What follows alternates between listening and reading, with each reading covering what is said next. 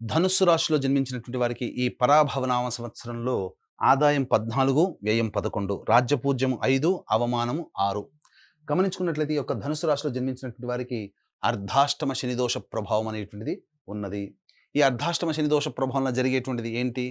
ప్రతీది కూడా కాలుకేస్తే ములికి, వెనక్కి ఇలా ఒక రకంగా చెప్పాలంటే ముందు వెనక ఊగిసలాట ధోరణి అనేటువంటిది ఉంటుంది. కాలుకేస్తే మెడకి, మెడకేస్తే కాలుకి అన్నట్టుగా. ఏది కూడా ముందుకు సాగకపోవడము.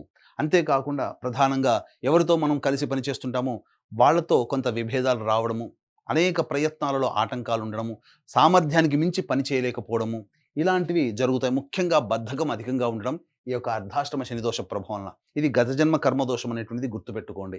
అంతేకాకుండా శని యొక్క అనుగ్రహాన్ని పొందాలి అని అనుకుంటే నిజాయితీగా కష్టపడడం, దైవానుగ్రహం కోసం దైవ చింతన ఎక్కువగా ఉండడం అనేటువంటిది చేసినట్లయితే ఈ శని వలన వచ్చేటువంటి సామాన్యమైనటువంటి దోషాలు కూడా చాలా మటుకు తగ్గుముఖం పడతాయి. అయితే ఇక్కడ తృతీయ స్థానంలో రాహు సంచారం డిసెంబర్ 5 వరకు ఉండడం వల్ల ఏ ప్రయత్నం చేసినా ముందడుగు వేసే అనుగ్రహం ఉండడం, తద్వారా ముందడుగు వేసిన తర్వాత ప్రతి ప్రయత్నంలో ఆటంకాలు వస్తాయి. కానీ మొక్కవోని ధైర్యంతో ముందడుగు వేస్తే ఈ రాహు ఇచ్చేటువంటి శుభ ఫలితాలు, మధ్యలో వచ్చేటువంటి గురువు కూడాను అనుకూలంగా కొన్ని సమయాల్లో ఉంటాడు. కాబట్టి అటువంటి విధంగా మీకు యోగదాయకంగా ఉంటుంది.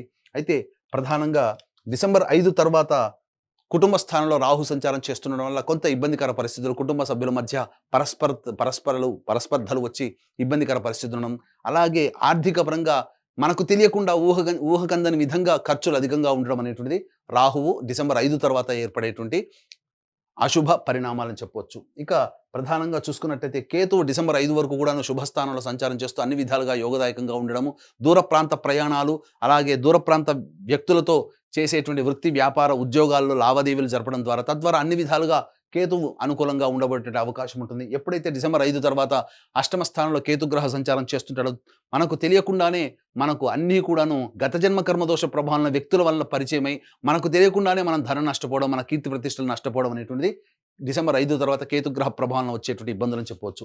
ఇక గురువు గ్రహం దగ్గర గనక చూసుకున్నట్లయితే ప్రధానంగా మే 31వ తారీఖు వరకు గురువు సంపూర్ణంగా యోగించబోతున్నాడు. రాహు సంపూర్ణంగా యోగించబోతున్నాడు. కేతు యోగించబోతున్నాడు. ఒక శని ప్రభావం అనేటువంటిదే ఇబ్బందికరంగా ఉంటుంది. కాబట్టి దైవానుగ్రహం, అదృష్టం రూపంలో గురు సంచార ప్రభావం మీకు అనుకూలంగా ఉన్నటువంటి కారణం చేత మీరు చేసే ప్రతి ప్రయత్నం అయినప్పటికీ కూడా మీ యొక్క ఇష్ట దైవానికి ప్రార్థన